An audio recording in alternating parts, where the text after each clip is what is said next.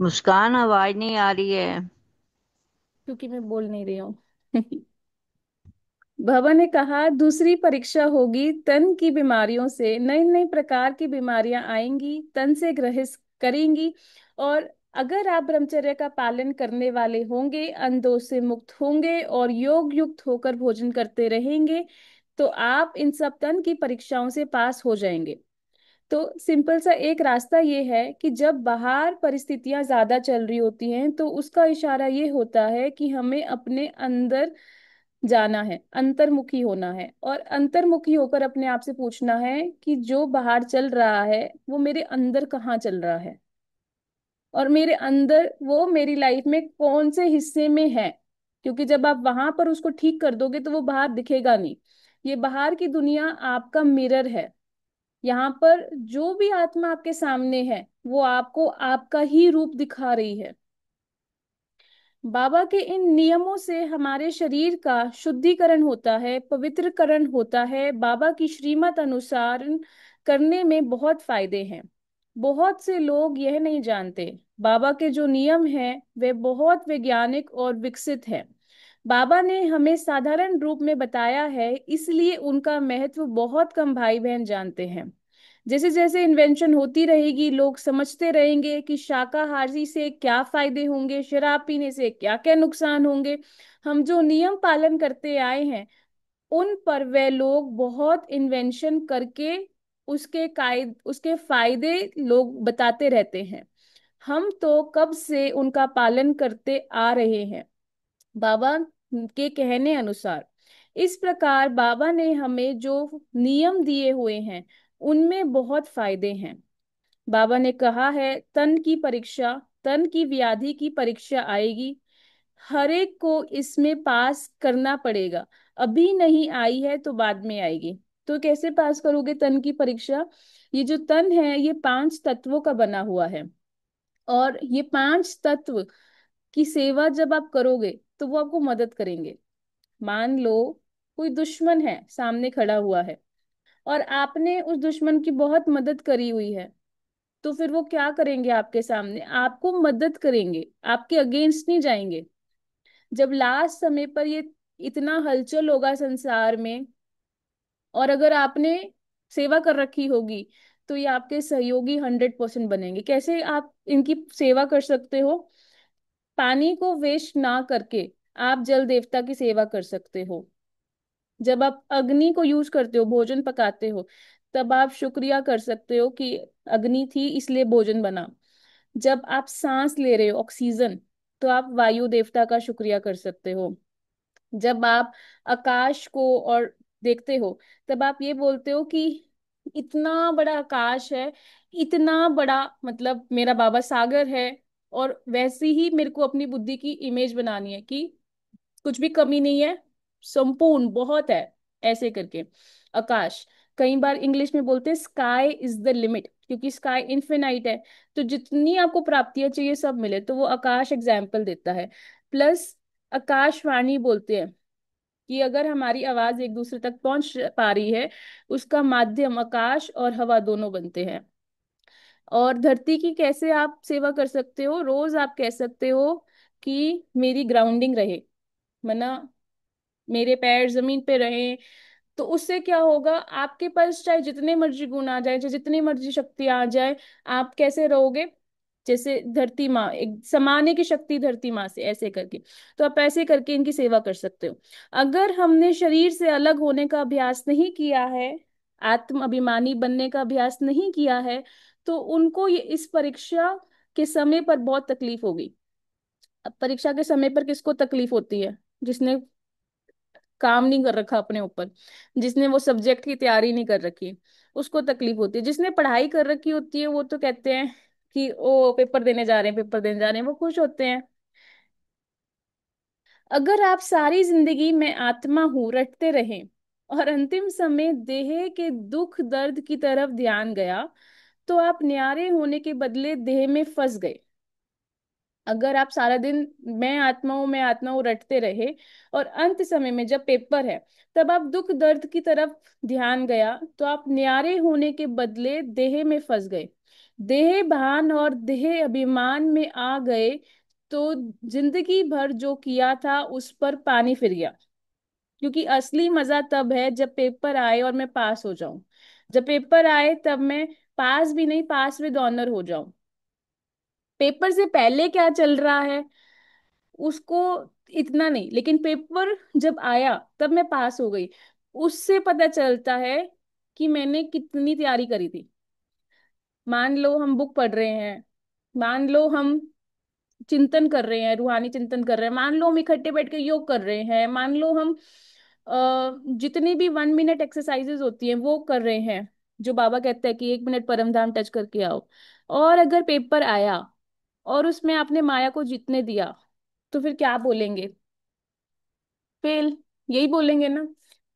तो जितनी भी परीक्षाएं हमारे जीवन में होती हैं, आप चेक करना 24 घंटे में से 22 या 20 घंटे बहुत स्मूथ जाते हैं। अगर 4 घंटे कुछ ना कुछ उटल पुटल चलता रहता है, उसमें जो भी परीक्षा आती है ना, वो आपका फीडबैक है आपको कि आप कितनी तैयारी कर रहे हो, आपका पुरुषार्थ कितना चल रहा है। या तो वो फीडबैक ये होएगा कि भाई तैयारी बढ़ाओ अपनी, या तो वो फीडबैक ये होएगा कि तैयारी बहुत अच्छी चल रही है, वैसे ही चलते रहने दो। या तो कई बार जो बिल्कुल नहीं पढ़ रहे होते, जो बाबा को भूल जाते हैं, दुनिया की मस्ती में गुम हो जाते हैं, उनके लिए फीडबैक होता है कि आओ वापस अपनी नगरी, बाबा को याद करो। तो आपको अपना नजरिया कैसा रखना है कि ये तो फीडबैक है। अगर कोई परिस्थिति आई, मैंने परिस्थिति का साइज छोटा कर दिया, अपना साइज बढ़ा दिया, मैं जीत गई। अगर कोई परिस्थिति आई, मैंने परिस्थिति का साइज बड़ा कर दिया, अपना छोटा कर दिया, मैं फेल। अगर कोई परिस्थिति आई और मेरी स्थिति बहुत अच्छी रही, मैंने बहुत जल्दी कम बैक कर लिया, मैं पास। कोई परिस्थिति आई और मैं उसको लेकर पूरा दिन चिंतन में हूं, और चिंतन में क्या, चिंता में हूं, तो फेल। क्या है मेरा फीडबैक?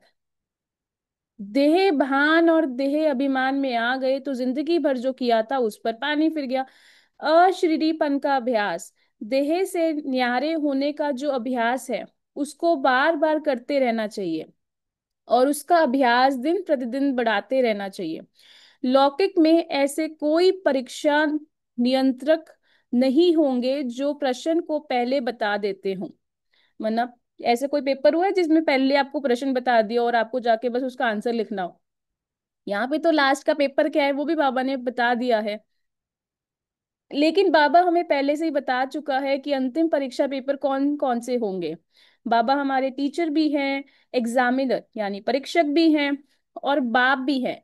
इसलिए परीक्षा के प्रश्न क्या क्या होंगे यह भी बताते हैं कि उनकी तैयारी पहले से ही कर लो। इतना ही नहीं, कैसे तैयारी करें यह भी बाबा बता देते हैं। जब हमें निश्चय होता है ना कि हमारी जीत होगी, तब हम जीत जाते हैं। जब हमें निश्चय नहीं होता ना, तब हमें डाउट होता है जीतेंगे कि नहीं जीतेंगे। और जब डाउट होता है ना, तब फिर बाबा साथ नहीं होता। तब फिर बाबा मुरली में लिख के भेजता है, निश्चय की कमी। तो आप ये चेक करो, जब आप पुरुषार्थ करते हो, आप निश्चय से करते हो कि आप डाउट से करते हो? जैसे मान लो क्लास में कोई बच्चा है, उसको फर्स्ट आना है, वो पेपर की तैयारी ऐसे करते हैं कि मेरे तो क्लास में A+ ग्रेड। अब जो कई बच्चे ऐसे होते हैं वो तैयारी ऐसे करते हैं कि बस पास हो जाए, C ग्रेड आ जाए बस, पास हो जाए बस। तो आप अपनी तैयारी कैसे कर रहे हो? आप डाउट में रह के तैयारी कर रहे हो कि आप निश्चय में रह के तैयारी कर रहे हो? कैसी तैयारी कर रहे हो? फिर भी हम नहीं करते हैं तो क्या करें? बाबा तो शुरू से लेकर अंत तक यही बताते हैं कि बच्चे आत्माभिमानी बनो, क्योंकि ये अंतिम पेपर है। यही अति अति अति प्रमुख परीक्षा प्रश्न है। देखो बाबा ने इतना इंपॉर्टेंट करके बता रखा है। इसलिए बाबा बार बार कहते हैं अशरीरी बनो। वरना दुनिया से क्या आप रिश्ता तोड़ते हो? दुनिया से रिश्ता तो अपने आप ही भूल जाएगा जब शरीर को भूल जाओगे। शरीर से न्यारे बनो। अगर हम नहीं बनते हैं तो वो क्या करें? इतनी बड़ी जमीन हिल रही है, तुम नहीं हिलते। हमने हिलाने की कोशिश की तो भी तुम नहीं हिलते, तो हम क्या कर सकें? तुम तो उस जमीन से ही भारी हो गए। बाबा ने कहा है कि जिस प्रकार तन की परीक्षा होगी उसी प्रकार मन की परीक्षा होगी। मन चंचल होगा, मन की जो इंद्रियां हैं वह भी चंचल होंगी, उनसे भी परीक्षा होगी। पता है मन की परीक्षा को जीतने का सहज साधन क्या है? जब भी मन की परीक्षा आए, उसे आने दो और जाने दो। कहाँ फंस जाते हो? जब आप बोलते हो कि वो संकल्प मैंने ही रचे हैं। इस मन के अंदर तीन तरह से संकल्प आते हैं। एक जो मैं खुद सोचती हूँ, जो जनरल संकल्प होते हैं, सुबह उठ गए हैं, ब्रश करना है, चाय पीनी है, पढ़ाई करनी है, ये जनरल संकल्प जो आत्मा खुद अपने कल्याण के लिए सोचती है। एक संकल्प होता है जो परमात्मा बुद्धि में डालता है। कई बार बहुत अच्छे अच्छे संकल्पों की टचिंग आती है कि आज हम दान करेंगे, ये परमात्मा ने डाला है संकल्प। एक संकल्प होता है जो माया डालती है बुद्धि में, अपने आप आता है मन के अंदर, सॉरी बुद्धि में नहीं, मन में। बुद्धि तो निर्णय करती है जो संकल्प आए हैं। तो जो माया संकल्प लेकर आती है, आपको तो सिर्फ उनको परखना है। ये संकल्प मैंने रचा ही नहीं, तो माया का संकल्प है, बस आया और जाया। लेकिन जब आप उसकी बैठ के पूरी सर्जरी करते हो, कहाँ से आया, क्यों आया, मैंने कैसे लाया, वहां फंस जाते हो। आने दो और जाने दो। मन चंचल होगा, मन की जो इंद्रियां हैं वह भी चंचल होगी, उनसे भी परीक्षा होगी। मन में ऐसे संकल्प आएंगे, उछलेंगे, जो सोचा भी नहीं होगा, क्योंकि वह मन में दबे हुए रहते हैं। आपने उनको अंश सहित समाप्त नहीं किया होगा। बाबा ने यह भी बताया है कि आसुरी दुनिया वाले क्या क्या करेंगे, प्राकृतिक प्रकोप भी क्या क्या करेंगे। अब देखो कितना विशेष ये पॉइंट है कि जो सोचा भी नहीं होगा वह दबे हुए रहते हैं। अर्थात कि अगर आप अभी उनके ऊपर वर्क नहीं करोगे तो क्या होगा, आने वाले टाइम पर भी तो वो उछल कर बाहर आएंगे संकल्प। देखो दो चीजें होती हैं, मैं इसको ऐसे समझाती हूँ। मान लो किसी ने, किसी को आपको बोलो ये ड्रग का इंजेक्शन है, आप ले लो। आजकल बहुत लेते हैं ना लोग कोकेन के इंजेक्शन वगैरह अपने आप को दूसरी दुनिया में लेके जाने के लिए। तो आप बोलोगे हाय मैं नहीं, और आप एकदम से झटका कर मना कर दोगे। तो मतलब आपकी वृत्ति में, संकल्पों में भी नहीं था कि आपको वो चाहिए। लेकिन कुछ, किसी को किसी ने बोला कि आप ये ले लो और आपने ले लिया, मतलब कहीं ना कहीं इच्छा तो थी। तो आप चेक करो कि आपके अंदर वो इच्छा है कि भी नहीं है। क्योंकि अगर इच्छा है तो उस पर काम करना है, और अगर इच्छा नहीं है तो आप साफ सुथरे हो। लेकिन अगर आप अपने आप को बार बार यही बोलते रहोगे मेरी तो इच्छा है ही नहीं, मेरे को तो चाहिए ही नहीं है, मेरी तो इच्छा है ही नहीं, मेरे को तो चाहिए ही नहीं है, मेरे को तो इच्छा है ही नहीं, मेरे को तो चाहिए नहीं है, तो काम कैसे करोगे उसके ऊपर? अपने आप को बोलो हाँ इच्छा है, उसके ऊपर काम करेंगे। अपने यज्ञ के इतिहास से सुना या पढ़ा होगा कि जब ब्रह्मा बाबा को साक्षात्कार हुआ, विनाश का भी उनकी आंखों से आंसू आए। जो ब्रह्मा बाबा को विनाश का साक्षात्कार हुआ तो उनकी आंखों से आंसू आए। उन्होंने कहा कि बस करो बस करो, भगवान सुंदर रूप दिखाओ, यह मुझको देखा नहीं जाता। कोई भी बाप अपने बच्चों को तड़प तड़प कर मरते हुए नहीं देख सकता। कितना भी कठोर दिल वाला बाप हो, अथवा जीवन भर उस लड़के ने अपने बाप की एक भी बात नहीं मानी हो, कितनी भी अनाड़ी आवारा हो, लेकिन जब बच्चे पर ऐसी बीतती है तो उस बाप से भी देखा नहीं जाता। तो परम पिता परमात्मा करुणा के सागर, प्रेम के सागर हैं, वे कैसे देख सकेंगे? इसलिए बाबा बार बार कहते हैं कि बच्चों की मेहनत मुझसे देखी नहीं जाती। मेरे बच्चे होकर धर्मराज से सजा पाए, ये मैं देख नहीं सकता। अब देखो कितनी विशेष एक ड्रामा में बात है। मान लो किसी ने कोई गलती करी, आप उनको सुधारने गए और आप ही क्रोधित हो गए, तो ड्रामा अनुसार आपका पार्ट ज्यादा गलत गिना जाएगा उनके पार्ट से। अब कोई कहे कि किसी ने झूठ बोला था इसलिए मुझे गुस्सा आ गया। आप, किसी ने गलत कर्म किया है कि झूठ बोल के, अब आपको गुस्सा आया, आपने उनसे जो ठीक करने जा रहा है अगर वो ही गलत कर्म कर रहा है, तो वो जो सही करने जा रहा है उसका पार्ट सर्कल हो जाएगा कि ये रॉन्ग है। एक और इसका एग्जाम्पल, मान लो किसी ने गलती करी, वो बहुत धीमी आवाज में बात कर रहे हैं, एक और आया, वो बोल रहे कि आपने गलती करी, वो तेज आवाज में बोल रहे हैं। ड्रामा ये नहीं रिकॉर्ड करेगा कि उन्होंने गलती करी थी। ड्रामा ये रिकॉर्ड करेगा कि जो आत्मा सही करने उनको आई थी, उन्होंने कितनी जोर जोर से उन पे चिल्लाया था। तो आप जब किसी की करेक्शन करने जाते हो, बाबा हमेशा कहता है कि कनेक्शन, खुद के साथ कनेक्शन, बाबा के साथ कनेक्शन, उस पे ध्यान देना है, करेक्शन पे ध्यान नहीं देना है। इसलिए बाबा कहते बच्चे पूरा पुरुषार्थ करो, पास विद ऑनर बनो, धर्मराज की सजा से दूर रहो।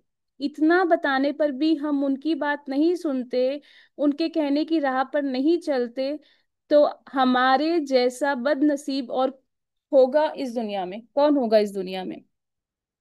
बाबा कहते हैं इन सब परीक्षाओं से पास होने के लिए लगाव मुक्त, क्रोध मुक्त, नष्ट मोहा होना पड़े।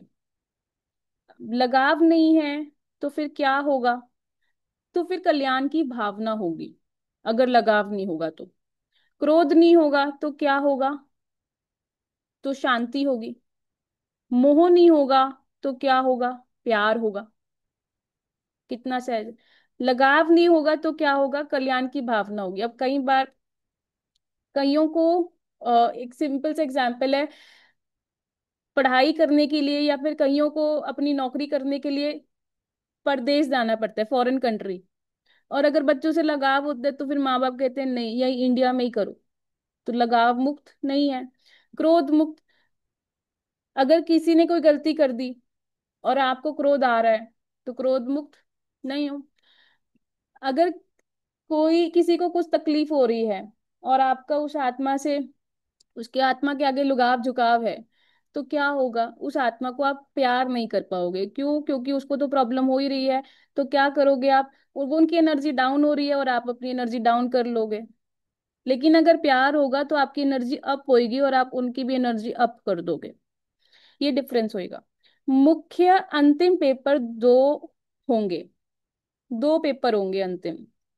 एक पेपर आत्माभिमानी का आएगा, दूसरा पेपर नष्ट मोहा स्मृति स्वरूप का आएगा। आत्मिक स्थिति और एक परमात्मिक स्मृति। नष्ट मोहा स्मृति स्वरूप, किसकी स्मृति? बाबा की। ये दोनों अति अति प्रमुख और सूक्ष्म पेपर हैं। सूक्ष्म मतलब आपके अंदर चल रहे होंगे वो सूक्ष्म पेपर। क्योंकि बाबा को याद कैसे करते हो? बाहर से? अंदर से। आत्मा को याद कैसे करते हो कि मैं आत्मा हूं? बाहर से नहीं, अंदर से महसूस करके।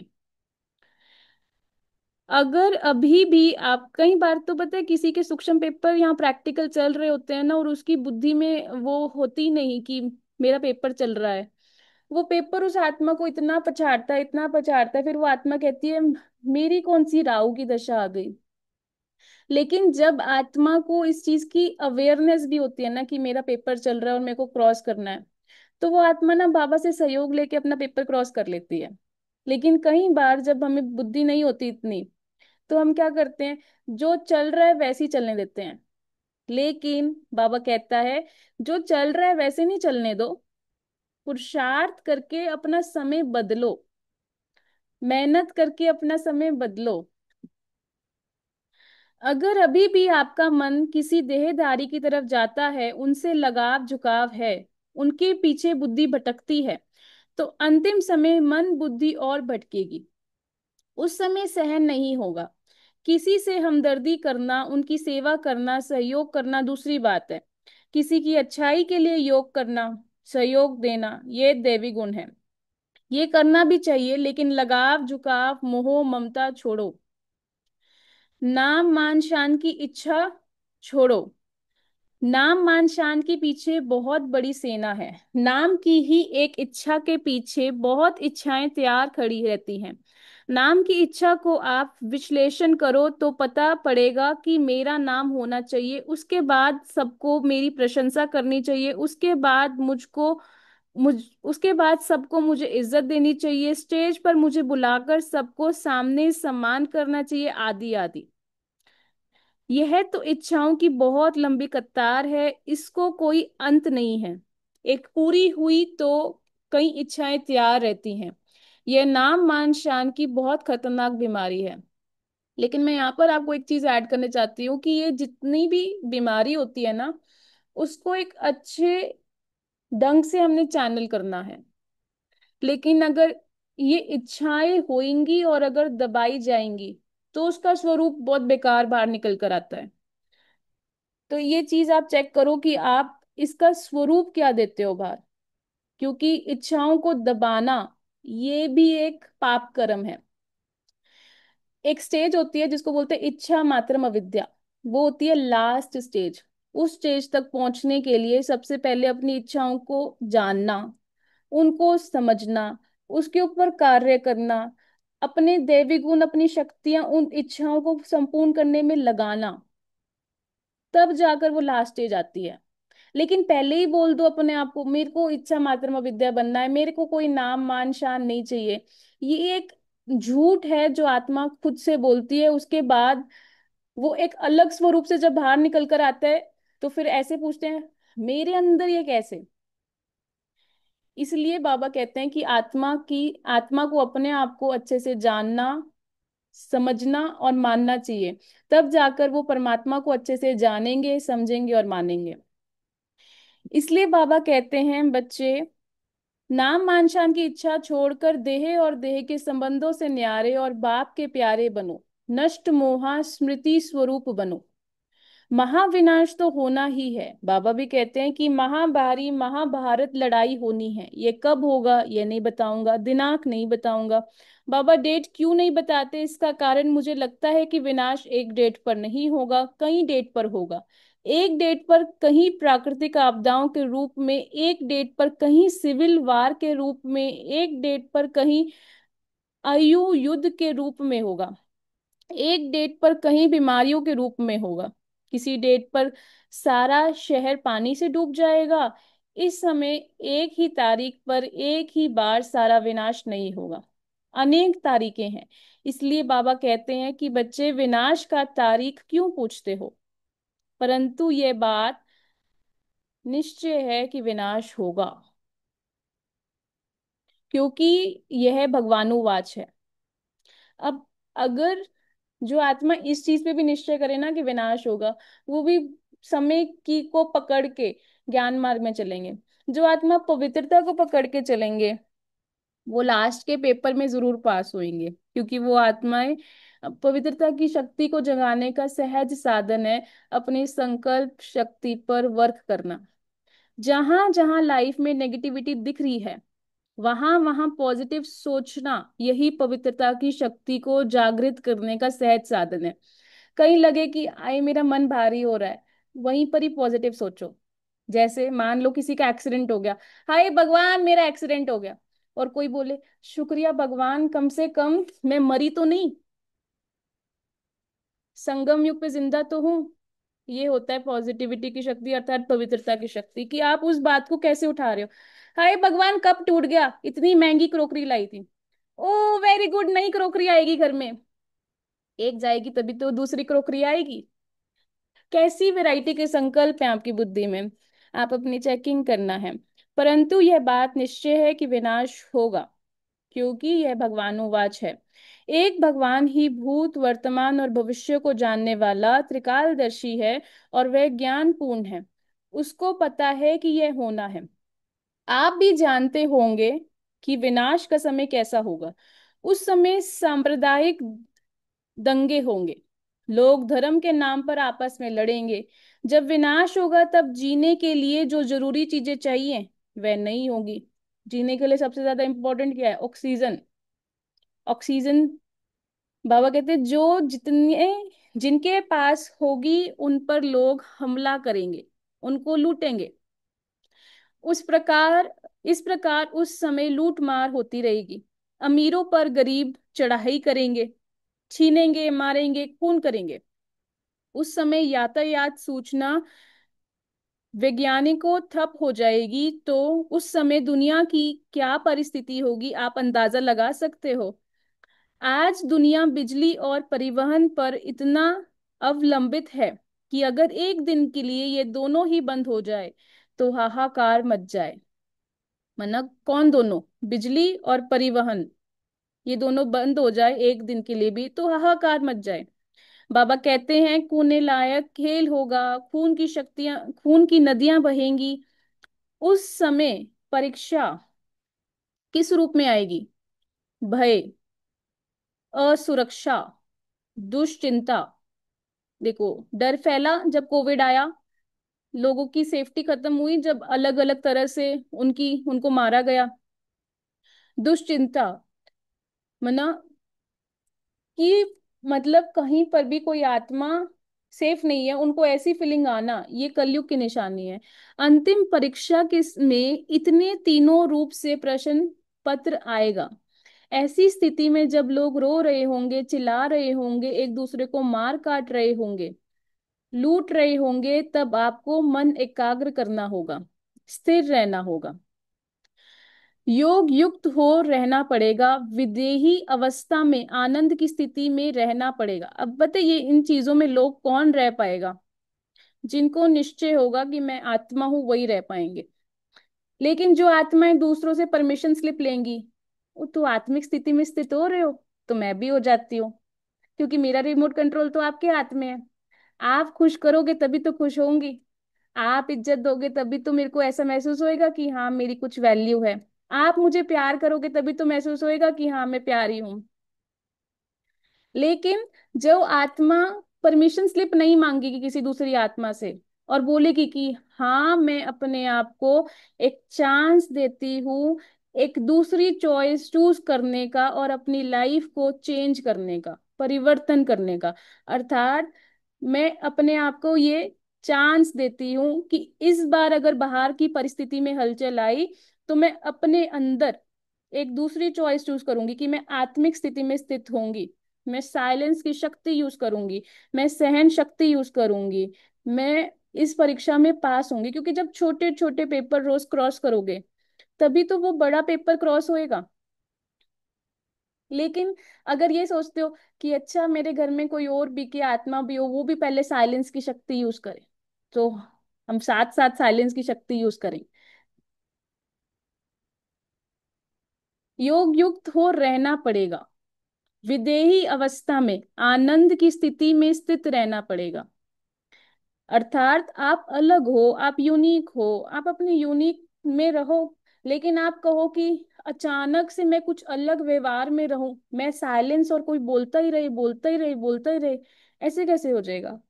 नहीं, कोई दो बोले मैं चार बोलूं, कोई पांच बोले मैं दस बोलूं, वो मैंने कुछ जाना पहचाना सा लग रहा है। क्योंकि जो चीजें जानी पहचानी लगती है, आत्मा की एक अंदरूनी शक्ति होती है, आत्मा वहां ज्यादा जाती है। जो अनजानी चीजें होती हैं, जहां पर शक्तियां हैं, जहां पे गुण हैं, जहां पे कलाएं हैं, आत्मा का मैं कैसे, इतना इतना सुंदर मैं कैसे।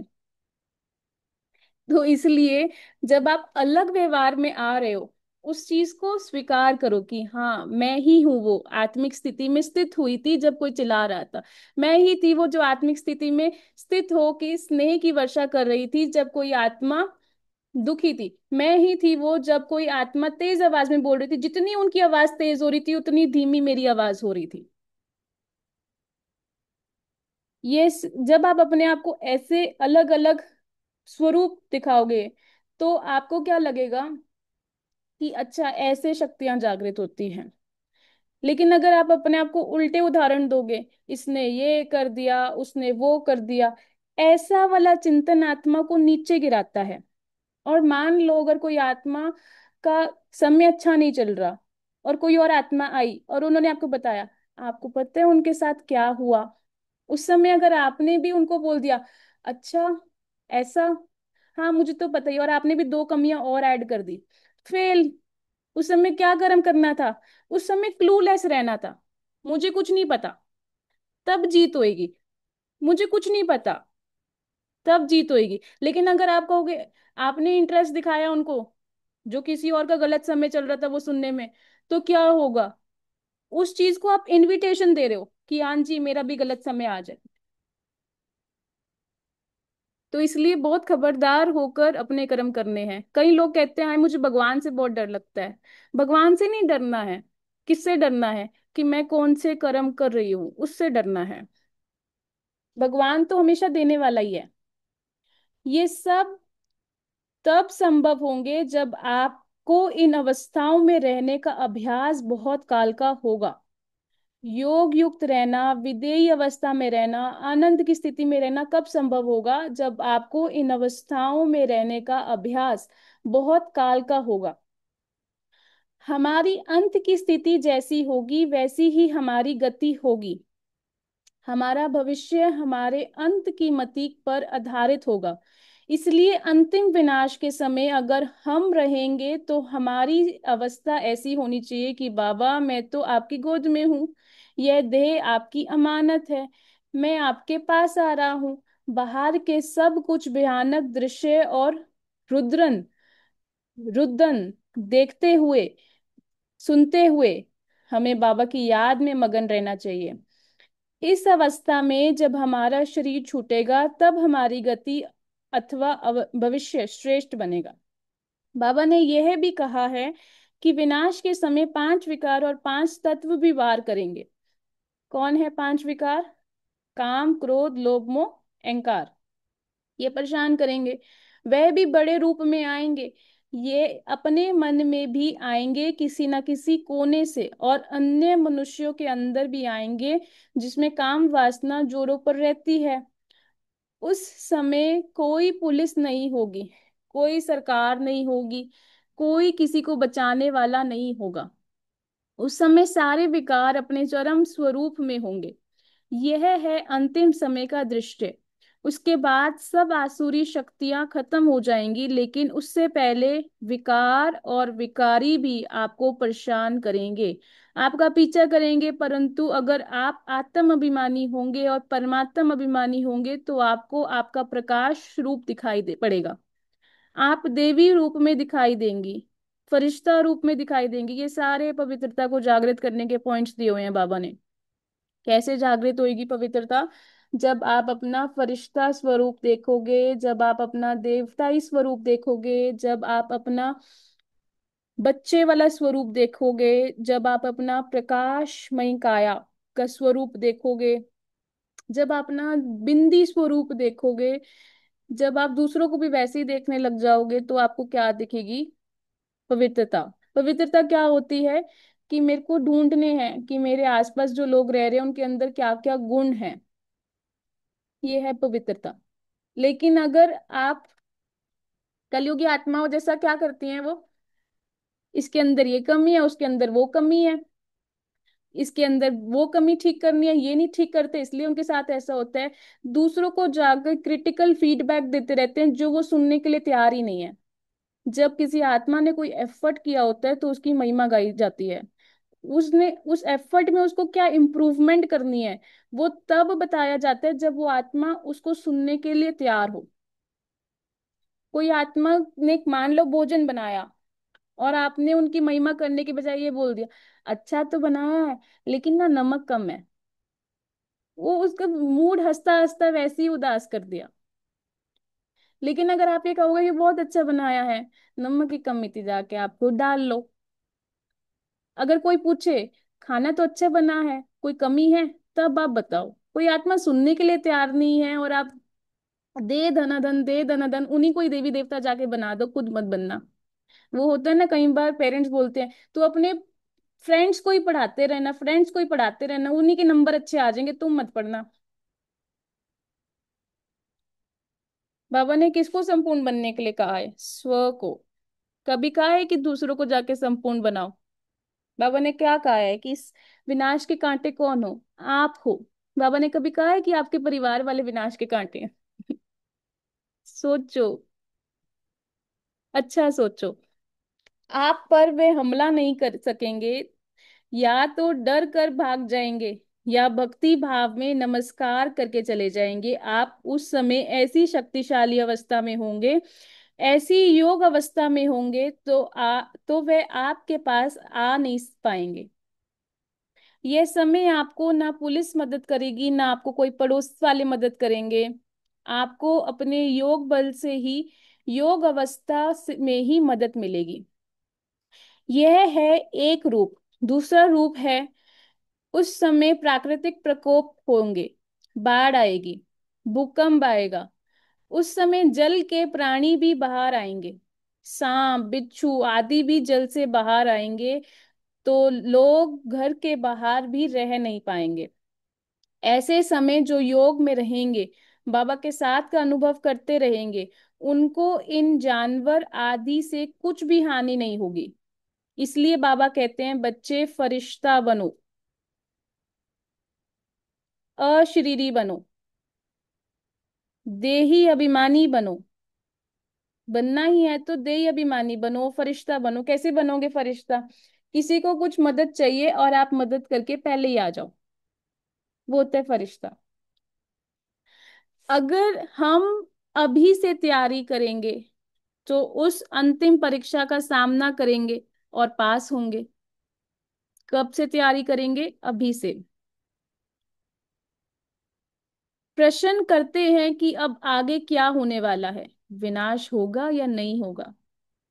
जैसे यादगार चित्र कलयुगी पर्वत को उंगली देने का है, वैसे ही विनाश कराने के निमित्त बनी हुई सर्व आत्माओं के अंदर यह संकल्प दृढ़ हो कि होना ही है। यह संकल्प रूपी उंगली जब तक सभी की नहीं हुई है, तब तक विनाश का कार्य भी रुका हुआ है। इसी उंगली से ही कलयुगी पर्वत खत्म होना है। मान लो अब सबकी अगर पर्वत पे उंगली चाहिए तो यानी यूनिटी चाहिए। सबसे पहले यूनिटी कहाँ से आएगी? घर में। घर में यूनिटी का अर्थ क्या है? कौन कौन सी भावनाएं आप घर में लेकर आना चाहते हो? आप घर में भावना लेकर आना चाहते हो प्यार की। आप घर में भावना लेकर जाते हो कि सारे इकट्ठे रहें। आप घर के अंदर भावना लेकर आना चाहते हो किसकी? कि सबको जो मदद चाहिए, किसी को भी कोई तकलीफ ना हो। लेकिन चिंतन किस चीज का है? अच्छी वाली भावनाओं का कि बुरी वाली भावनाओं का? अगर चिंतन इस चीज का है कि मुझे इनका चिंतन अच्छा करना है, अपना चिंतन अच्छा करके, तो वैसा होगा। अगर चिंतन इस चीज का है कि हाय ऐसा ना हो जाए, मतलब कुछ भी, मान लो कोई मार्केट ही गया सब्जी लेने के लिए, हाय वो आ जाए टाइम से पहले। या फिर आप दूसरा संकल्प क्या होता है कि वो तो अभी हमने फोन किया है आ ही जाएंगे, और अब अपने संकल्पों से आह्वान करो उनका। वहां से आपकी एक बत्ती जगेगी। कौन सी? संकल्पों की शक्ति वाली बत्ती। आप मास्टर रचयिता हो ना, वह सभी आपकी रचना है। मतलब जो समय आपको चाहिए आप उसको रचो। रचना को मास्टर रचयिता कैसे देखेंगे? जब मास्टर रचयिता के रूप में स्थित होकर देखेंगे तो फिर वह कौन सा खेल दिखाई देगा, कौन सा दृश्य दिखाई देगा? जब बारिश पड़ती है तो बारिश के बाद कौन सा दृश्य होता है? मेंढक थोड़े से पानी में महसूस ऐसे करते हैं जैसे सागर में है, ट्रन ट्रन करते नाचते रहते हैं। लेकिन वह अल्पकाल सुख का पानी, तो यह मेंढकों की ट्रन ट्रन करने और नाचने कूदने का दृश्य दिखाई देगा। ऐसे महसूस करेंगे कि यह अभी अभी अल्पकाल के सुख में फूलते हुए गए कि गए। तो मास्टर रचयिता की स्टेज पर ठहरने से ऐसा दृश्य दिखाई देगा। कोई सार नहीं दिखाई देगा, बगैर अर्थ बोल दिखाई देंगे। तो सत्यता को प्रसिद्ध करने की हिम्मत और उल्लास आता है। सत्यता को प्रसिद्ध, पता है सत्यता के साथ अगर सभ्यता जोड़ेंगे तब जीत होगी। अगर सत्य को सिद्ध करने गए और उसके साथ क्रोध की शक्ति ऐड करी, उसके साथ मोह की शक्ति ऐड करी, तो फेल हो जाओगे। तो सत्यता के साथ सभ्यता, अर्थात उसको ऐसे पेश करो सत्यता को कि सामने वाली आत्मा, जैसे कहते हैं ना पर्दाफाश, वैसा। लेकिन आप अगर गलत टाइम पर सत्यता को सिद्ध करने जाओगे तो क्या होगा? पता है सत्यता को सिद्ध कैसे करते हैं? सीडिंग, सिंपल मेथड जो हम अपनी वृत्ति में करते हैं। वृत्ति में हम क्या करते हैं? बीज बोते हैं गुणों का, शक्तियों का, तो वही उगती रहती है, उसी के ही फल हम खाते हैं। ऐसे ही अगर किसी भी चीज को आपने अपने घर में फैलाना है, मान लो आत्मा आत्मा फैलाना है, गुण या शक्ति फैलानी है, तो बस आप किसी को उनकी स्मृति दिलाओ। आपको पता है आपके अंदर ये गुण है, आपको पता है आपके अंदर ये शक्ति है, बस ये बताकर चले जाओ। इसको बोलते हैं कि आपने उनके मन के अंदर एक शुद्ध बीज बो दिया। लेकिन अगर आप किसी को ये बोलो कि तुझे ऐसे नहीं ऐसे करना चाहिए, वो पहले ही आपको नहीं सुनेंगे। तो ऐसे काम करो कि उनको पता भी नहीं चले और आपका काम भी हो जाए। जब मेरा भाई मुझे कुछ गलत छलत बोलता है ना, मैं उसको बोलती हूँ कि अच्छा इसकी बैठ के तो पूजा करो, सब इसको लड्डू खिलाओ, इसकी आरती निकाल लो, इसकी वो इसके ऊपर मुकुट पहनाओ, वो खुश हो जाता है, कहता हाँ सबको ऐसा ही करना चाहिए। अब वो उसको पता नहीं कि वो देवता ही की ड्रिल की प्रैक्टिस कर रहा है। परीक्षाएं बहुत आनी है, पेपर तो होने ही है। जैसे जैसे अंतिम फाइनल रिजल्ट का समय समीप आ रहा है, वैसे समय प्रति समय प्रैक्टिकल पेपर स्वतः ही होते रहते हैं। पेपर प्रोग्राम में नहीं लिया जाता, ऑटोमेटिकली ड्रामा अनुसार समय प्रति समय हर एक का प्रैक्टिकल पेपर होता रहता है। अब सोचो आपका प्रैक्टिकल पेपर चल रहा है, कोई आत्मा आई हैरान परेशान करने, वो आपका प्रैक्टिकल पेपर चल रहा है। उस पेपर के समय मायूस बनना या उस समय माया को यूज करना, किसी भी विकार को यूज करना, फेल। पहले तो पहचानना है, ओ पेपर आया है, इतनी तैयारी करके आए हैं, 1 घंटा क्लास सुन के आए हैं, 1 घंटा सुबह सुनी थी, और अमृत वेला भी बैठे थे, 1 घंटा मुरली, 4 घंटे पढ़ाई करी आज। वो पेपर आया, कोई चिल्ला रहा है और आप भी चिल्ला रहे हो, और तुझे सुनाई नहीं देता है क्या? फेल। फेल। क्या करना है, धीमी आवाज, जितना कोई ऊंचा बोले उतनी धीमी आवाज, हाँ जी, ऐसे करके। तो पेपर में पास होने का हिम्मत अपने में समझते हो, घबराने वाले तो नहीं होना, अंगद के मुहाफिक जरा भी अपने बुद्धि को हिलाने वाले तो नहीं हो। ड्रामा अनुसार जो अव्यक्त स्थिति का बाप से मीठी मीठी रूह रियान का पुरुषार्थ करेगा, उस पुरुषार्थी आत्मा को, व लगन लगाने वाली आत्मा को, सच्चे दिल से बाप से प्राप्ति करने वाली आत्मा को सहज ही वरदान के रूप में अव्यक्ति अनोखी प्राप्ति प्राप्त होगी। इसलिए अब व्यक्त द्वारा अव्यक्त मिलन भी समाप्त होता जाएगा। फिर क्या करेंगे? मिलन नहीं मनाएंगे। अल्पकाल के मिलन के बजाय सदा काल के मिलन के अनुभवी बन जाएंगे। ऐसे अनुभव करेंगे जैसे बिल्कुल समीप सम्मुख मिलन मना रहे हैं।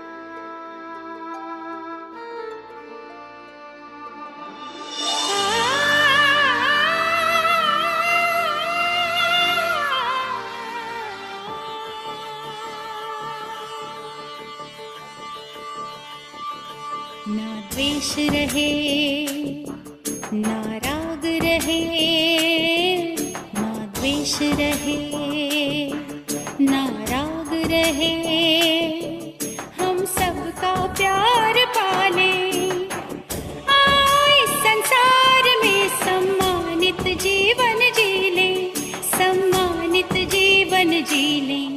समय की पुकार है, समय की पुकार, समय की पुकार है, समय की पुकार।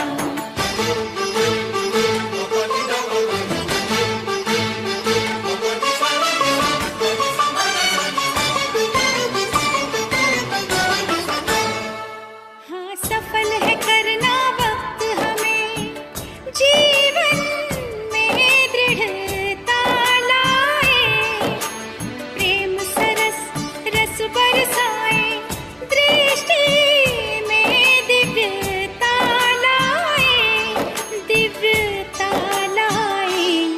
मन में रखें हम क्षमा भाव, जन जन का आदर कर ले, आए संसार में सम्मानित जीवन जी ले, सम्मानित जीवन जी ले। समय की पुकार है, समय की पुकार, समय की पुकार है, समय